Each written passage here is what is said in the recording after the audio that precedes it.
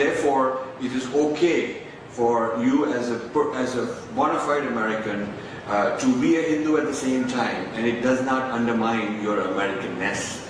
In fact, a lot of my work, which involves engaging to correct stereotypes and biases and things of that sort, a lot of times I come across very well-meaning offers from Americans, be it the local school or the media or anybody, saying, okay, we are very happy that finally a Hindu has come who wants to discuss what Hinduism means, because our problem is that we don't have enough Hindus who want to claim their identity and explain it to us. So it is not the problem from the American side that we cannot assert our identity. It is a problem from the Hindu side that we have chosen not to do so. And so if you go to your local media or school or colleges or any place and you want to participate in religious dialogues as a Hindu, very explicitly calling it a Hindu and not some generic spirituality and new age and everything is the same kind of thing, where you're really hiding because you're shameful or fearful, but very positively saying we're Hindus and this is what we stand for, I don't think that in most cases you will experience any resistance. In fact, you will be welcome. So the first obstacle, which was, does identity cause tension, I addressed. The second issue is, does identity conflict with being an American, I also addressed. My third blockage that I come across is the most serious blockage. The most serious blockage, because that comes from internally within our own tradition.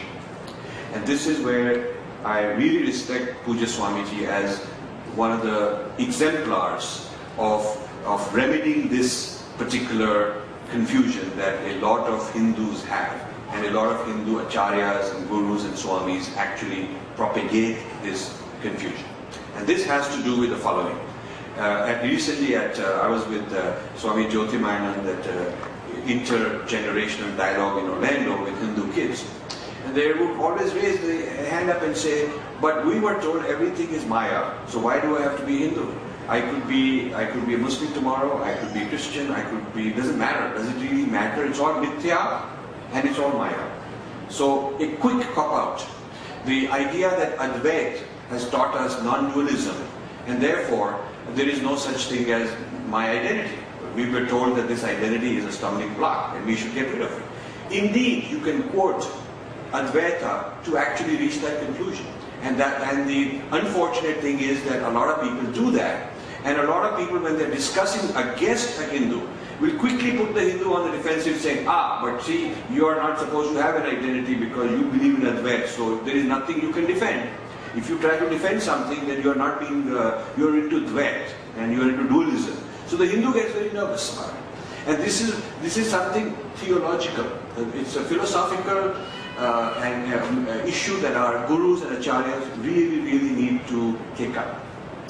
You come back and say, well, in the Gita, Arjuna is asked to actually take claim of an identity. There are Kauravas and there are Pandavas. And to carry out his dharma, he has to take on, he's a Kshatriya. All those are identities. Being a Kshatriya is an identity, being a Kaurav, being a Pandav, that's an identity. He is told, in fact, that you have a work to do. You cannot just, in the idea of non-dualism, run away from work. Most Indians and Hindus I know, in their mundane life, when you leave this ashram and go back to New York or wherever, you'll be very competitive people.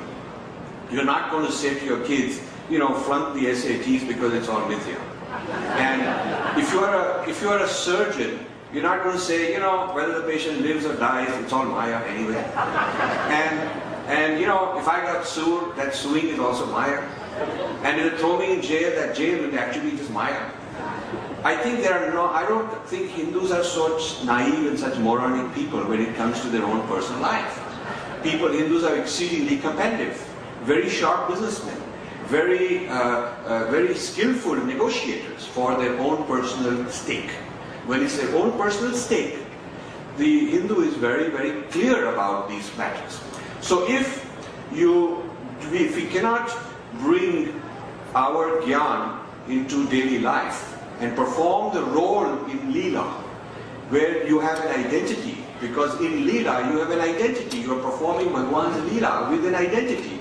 In a theater, If you've been casted by the director to perform a certain role, you cannot be mixed up and say, well, you know, I'll perform all the roles. You have to perform that role, because that's what role you have been given.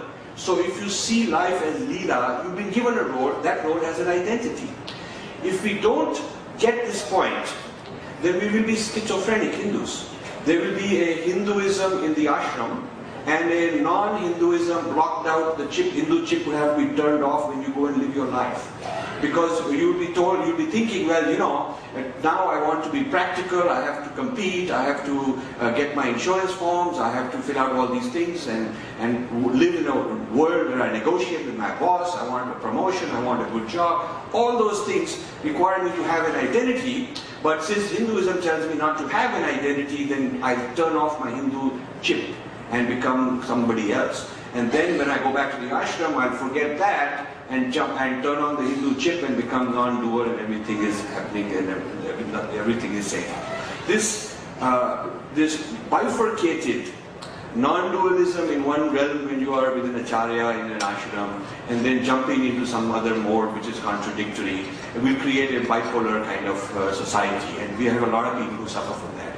So this issue of living the full life, not only the adhyatmic life, but also the social life, carrying out one's dharma, playing the leela, performing the role, which involves having an identity, and the idea of an ultimate reality which is non-dual, and a provisional reality which is the Kurukshetra and the Karmakshetra and the Dharmakshetra, where we have to perform roles, and therefore we have to have an identity. I think this is the central issue, the central source of confusion, which is preventing a lot of people from claiming Hindu identity. So I leave it that with the request that this is an open conversation we ought to start. It is not a simple thing you can fix in 5 or 10 minutes, but this topic itself needs to be on the agenda for Hindu discussions, which I hope Puja Swamiji's leadership will lead us to. Thank you.